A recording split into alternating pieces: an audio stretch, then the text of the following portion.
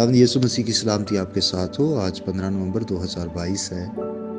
मत्ती रसूल की मार्फत लिखी गई इंजील के आयत बायत तफसीरी मुतालिया को जारी रखते हुए आज हम देखेंगे 13वां बाब उसकी 39वीं आयत से लेकर 42वीं आयत तक, जिसमें ये लिखा है, जिस दुश्मन ने उनको बोया वो अबलीस है और कटाई दुनिया का आखिर है और काटने वाले फरिश्ते हैं। बस जैसे कड़वे दाने जमा किए जाते और आग में जलाए जाते हैं, वैसे ही दुनिया के आखिर में होगा। इब्ने आदम अपने फरिश्तों को भेजेगा और वो सब ठोकर खिलाने वाली चीज़ों और बदकारों को उसकी बादशाही में से जमा करेंगे और उनको आग की भट्टी में डाल देंगे।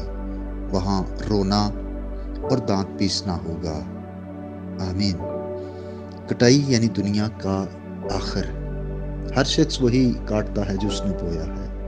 हर शख्स की ज़मीन, बीज, हुनरमंदी और मेहनत ज़ाहिर हो जाएगी। इस दुनिया के खात्मे पर काटने वाले फरिश्ते हैं। याद रखिए कि फरिश्ते मसीह के खिदमतगार हैं। वो शरीरों के दुश्मन और सारे मुकद्दसीन के वफादार दोस्त हैं और वो मुकद्दसीन की हिफाजत के लिए भी मामूर होते हैं और उनकी मदद के लिए भी। इसलिए वो इस काम पर लगाए जाने को मौजू हैं। कड़वे दाने आग में डाले जाएंगे।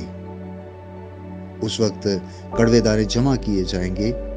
सो काटने वालों का अव्वलीन और बुनियादी काम गेहूं को जमा करना है, मगर उनको हुक्म दिया जाएगा कि पहले कड़वे दाने जमा कर लो।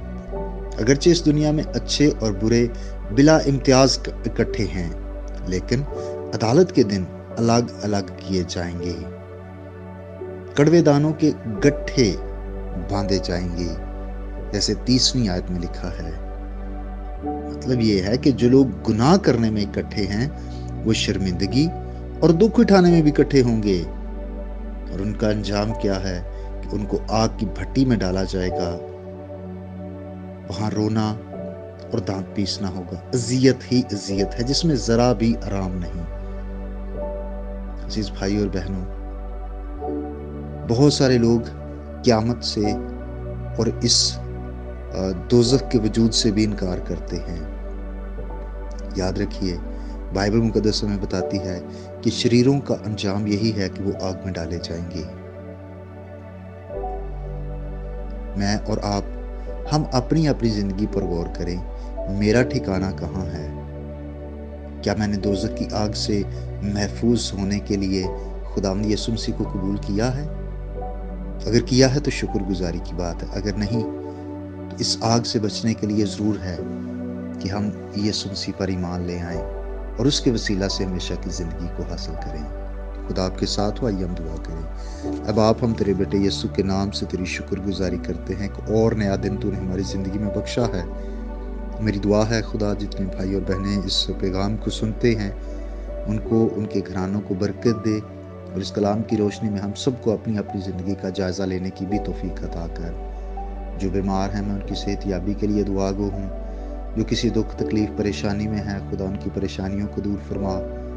मौसम के बुरे असर से और सर्दी की शिद्दत से हर एक को महफूज रखना और आज का दिन हम तेरी फरमाबरदारी में बसर करें। गुनाह बदी से हमें बचाना, यीशु मसीह के नाम से, आमीन। मेरा नाम पास्टर बिशारत है और ये पैगाम आपको इवेंजेलिकल चर्च अटक की तरफ से भेजा गया। अब तक हमारा चैनल सब्सक्राइब नहीं किया तो अभी सब्सक्राइब करें और बेल आइकॉन को क्लिक करके हमारी लेटेस्ट वीडियोस के बारे में अपडेट जानें।